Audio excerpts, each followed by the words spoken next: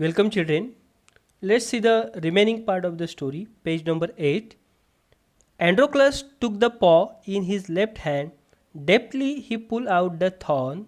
Then, tearing a piece of his own clothing, the kind man bound up the lion's injured paw. To his surprise and wonder, the lion then licked his arm as if to show gratitude. Deftly means skillfully and quickly. अँड्रोक्लसने सिंहाचा पंजा आपल्या डाव्या हातामध्ये घेतला आणि अत्यंत शिताफीने त्यातला काटा ओढून काढला आणि अंगावरच्या कपड्याचा एक तुकडा फाडून त्याची पट्टी त्याने सिंहाच्या जखमी पंजावरती बांधली. आणि काय आश्चर्य, जणू कृतज्ञता व्यक्त करण्यासाठी सिंहाने त्याचा हात चाटला. ग्रॅटिट्यूड मीन्स कृतज्ञता. Next, Androclus remained with the lion till it could walk again. He would hunt in the forest and share his food with the helpless beast. Every day he would clean and dress the lion's wound. Soon the lion was able to move about. Many times it followed Androclus wherever he went. सिंहाला पुन्हा चालता येईपर्यंत अँड्रोक्लस त्याच्याजवळच राहिला. तो जंगलात जाऊन शिकार करीत असे आणि त्या सिंहाला आपले अन्न वाटून खाऊ घालत असे. सिंहाची जखम स्वच्छ करून तो त्याला दररोज मलमपट्टी करीत असे. लवकरच सिंह फिरू लागला. बऱ्याचदा अँड्रोक्लस जेथे जेथे जाईल तेथे सिंहही त्याच्या पाठोपाठ जाऊ लागला. Next, in the meanwhile, Androclus' master had complained to the authorities that his slave Androclus had run away. Soldiers were sent in all directions to capture Androclus. They searched for him high and low, but couldn't find him. At last, they came to the forest where Androclus lived. दरम्यानच्या काळामध्ये अँड्रोक्लसच्या मालकाने आपला गुलाम पळून गेल्याची तक्रार संबंधित अधिकाऱ्याकडे केलेली होती. अँड्रोक्लसला पकडून आणण्यासाठी सर्व दिशांना त्यांनी आपले सैनिक पाठवलेले होते आणि त्यांनी त्याचा अतिशय बारकाईने शोध घेतलेला होता. पण त्यांना काही त्याचा ठाव ठिकाणा लागला नाही. अखेरीस अँड्रोक्लस राहत होता त्या जंगलामध्ये ते पोचले. Next, it so happen that Androcles had gone out alone that day while the lion rested near the cave. Both of them fell into the hands of the soldiers. The soldiers took them back to the city. They put Androclus in chains in prison. The lion was caged.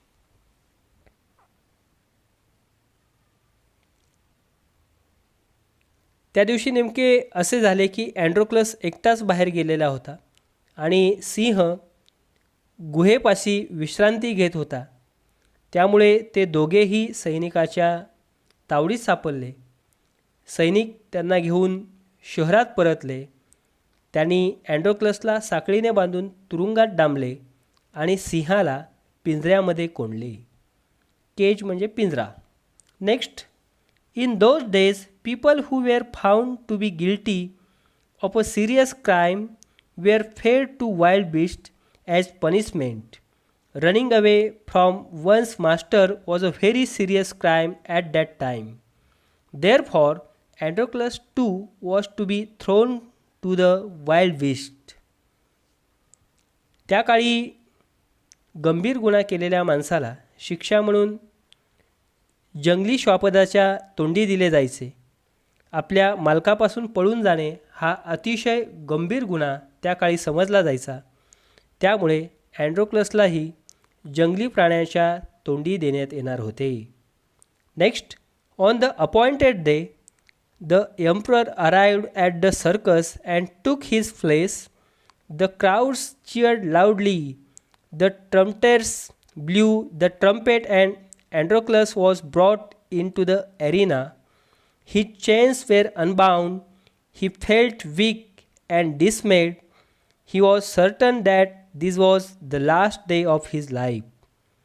Arena, that means a ground surrounding by seats on all sides for sports and other public events. म्हणजेच खेळासाठी किंवा अन्य सार्वजनिक कार्यक्रमासाठी सर्व बाजूनी बैठक व्यवस्था असलेले मैदान. डिसमेड मीन्स सॅड, दुःखाने खचून गेलेला. ठरलेल्या दिवशी राजा सर्कशीच्या स्थळी आला आणि तो सिंहासनावरती स्थानापन्न झाला. उपस्थित समुदायाने एकच जल्लोष केला. तुतारी वादकांनी शिंग फुंकले आणि अँड्रोक्लसला रिंगणात आणण्यात आले. त्याच्या साकळ्या सोडवण्यात आल्या. तो अशक्त आणि दुःखी दिसत होता. हा आपल्या आयुष्यातील शेवटचा दिवस आहे याची त्याला खात्री पटलेली होती. Next, at the opposite end a gate was raise and a ferocious lion was release into the arena. It had been kept hungry to make it more ferocious. Androclus was filled with fear, but he put up a brave front. Ferocious, that means wild and dangerous. भयंकर किंवा क्रूर या अर्थाने. Put up a brave front. That means show that one is not afraid. विरुद्ध बाजूचा दरवाजा उघडण्यात आला आणि तेथून एक भयंकर अशा सिंहाला त्या रिंगणामध्ये सोडण्यात आलेले होतं. त्याला अनेक दिवस उपाशी ठेवल्यामुळे तो अतिशय चिडलेला वाटत होता. भीतीने अँड्रोक्लसला ग्रासून टाकलेले होते, मात्र तरी देखील त्यांनी धैर्य सोडलेले नव्हते. The lion saw Androcles and rush towards him, bounding and roaring. But suddenly it stopped in its tracks. Then it moved slowly forward. All its rays seemed to have melted. Androclus saw these two. Each friend recognized the other.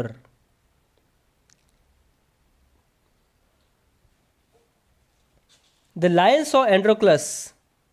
अँड्रोक्लसला पाहता क्षणी सिंह गुरगुरत अँड्रोक्लसकडे वेगाने झेपावला, पण अचानक तो थांबला आणि सावकाशपणे पुढे जाऊ लागला.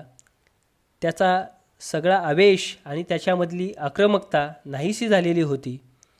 अँड्रोक्लसने देखील त्याला पाहिले आणि दोघा मित्रांनी एकमेकांना ओळखले. रिकग्नाइज म्हणजे ओळखणे. Next, to everyone's amazement the lion bounded towards Androcles again. But when it reached him, it began to purr and rub its nose against him. Androclus hugged the lion. He wept with relief and joy. सिंह पुन्हा अँड्रोक्लसकडे झेपावला आणि त्याच्याजवळ पोचल्यानंतर गुरगुरत आपले नाक तो अँड्रोक्लसच्या अंगाला घासू लागला. हे पाहून सर्वांना आश्चर्याचा धक्का बसला. अँड्रोक्लसने सिंहाला मिठी मारली आणि तो मोकळेपणाने आणि आनंदाने रडू लागला. Next, the audience including the emperor watch this tender sight in great wonder. People began to cheer Androcles and ask for his release. The emperor ask Androcles to explain the lion's strange behaviour.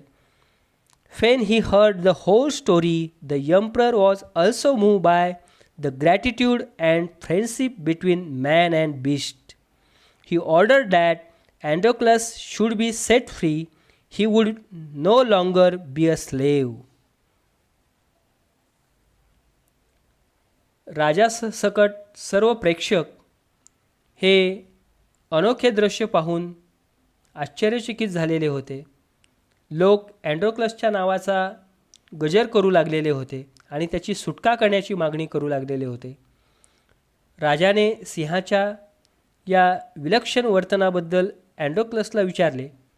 त्यावेळेस अँड्रोक्लसनी संपूर्ण हकीकत सांगितल्यानंतर राजा देखील मनुष्य आणि प्राण्यामधील या अनोख्या मैत्रीच्या नात्याने, कृतज्ञतेच्या नात्याने भारावून गेला.